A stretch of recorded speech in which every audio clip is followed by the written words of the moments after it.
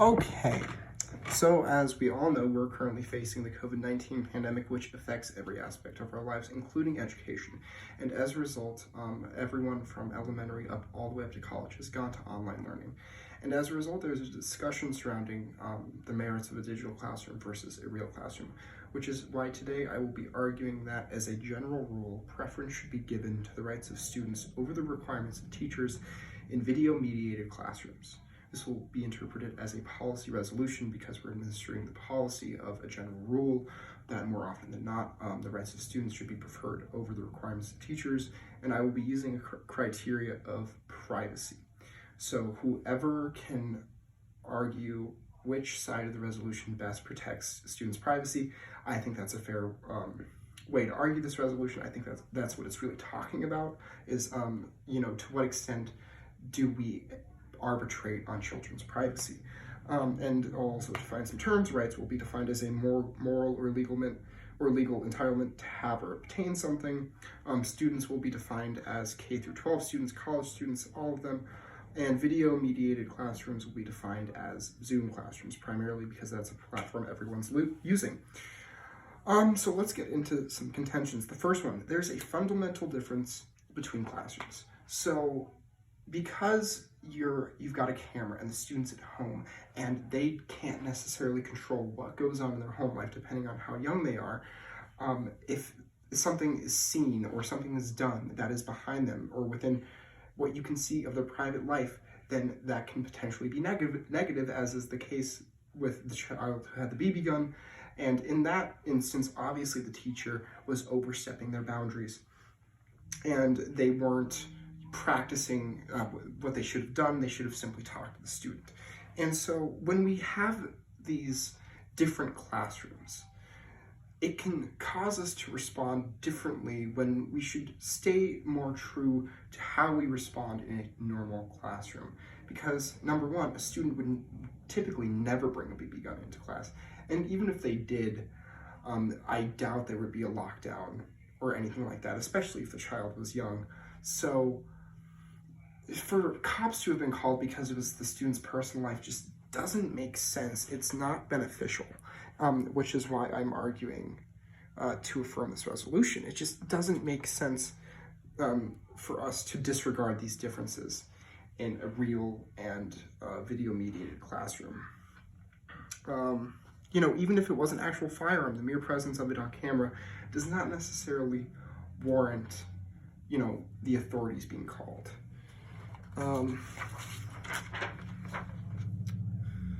So basically, students still have a right to live their private lives without teachers determining how valuable that is. And what goes on in their private lives has nothing to do with the teacher. Which leads me to my second contention, that there's necessary adaptation to what's going on. And teachers have to be able to respond to this different sort of classroom. And they have to keep in mind their responsibility as teachers. And they can't conflate that, they're now playing a much bigger disciplinary role in the student's life simply because the student is in their own home. I think that's sort of silly to expect teachers to do that because they're educators, they're not the student's parents. If it's a concern, then the teacher can bring it up to the parents or they can address the student. And worst case scenario, these teachers, they still have access to kicking kids out of Zoom. Although, again, this can be somewhat of an overreach because then a teacher can just determine whether or not whenever to kick a student out of their classroom, which is an adaptation that teachers need to make, and they have to consider to themselves okay, now that I can kick out a student whenever I want, how is this going to affect the way that I teach? Am I going to be more likely to kick out a student from class because I can simply click a button and it's just said and done? And that's a really good question that teachers should be asking themselves, and they should probably respond differently to things going on because they're not in person. And so they have to find new methods of responding to students, and they have to approach it from the perspective that they're children, that there's a screen separating them, there's potentially hundreds of miles between them, and therefore you can't just say what you're doing is wrong, therefore I have a responsibility to respond to it, because teachers don't. And if it's bad enough, again, they can simply remove the student from class, or they can mute them, or they can give them warnings. So again, if we make the necessary adaptations and acknowledge the fact that students are still students and they should be given the same rights, but as teachers and educators, we have a responsibility to administer that differently, then that's the most ideal outcome when it comes to responding to all of this.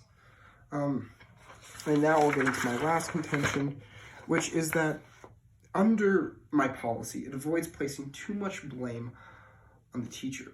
So if we give preference to students and acknowledge the fact that they're living their private lives, then it discourages us from placing the blame on teachers. Because then you can say, well, as a teacher, why would you allow this to happen on screen? And it's like, well, this teacher couldn't have foresaw what was going to happen.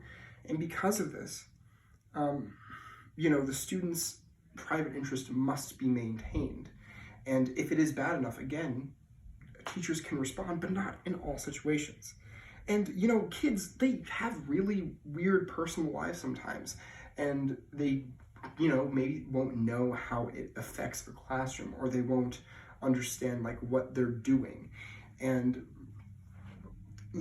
sometimes adolescents, they have weird lives, or kids, and they do weird things, like all of us did when we were 16, 17. So, and, if they're under the age of 18, then they can't create their own account. And, it calls into question, what should the teacher do? And ultimately, preference should be given to the student. And in the case with the kid with the BB gun, obviously, his rights should have been maintained, and the authorities shouldn't have been called, and it was unnecessary. And this is what happens when we start to give teachers too much power, too much authority, because they overcompensate, and we need to respond to these unique conditions by acknowledging that these things have always been separate, that these private lives of students are something that are sacred, and that students have a right to privacy. And simply because this is the only way they can learn doesn't mean that they should automatically lose their privacy. And if we abandon that, then there's really no point in online learning, because then students won't feel safe, they won't feel comfortable, they're not going to be willing to sign on to Zoom, and instead they're going to avoid participating because they're not going to feel that their privacy is maintained. Thank you.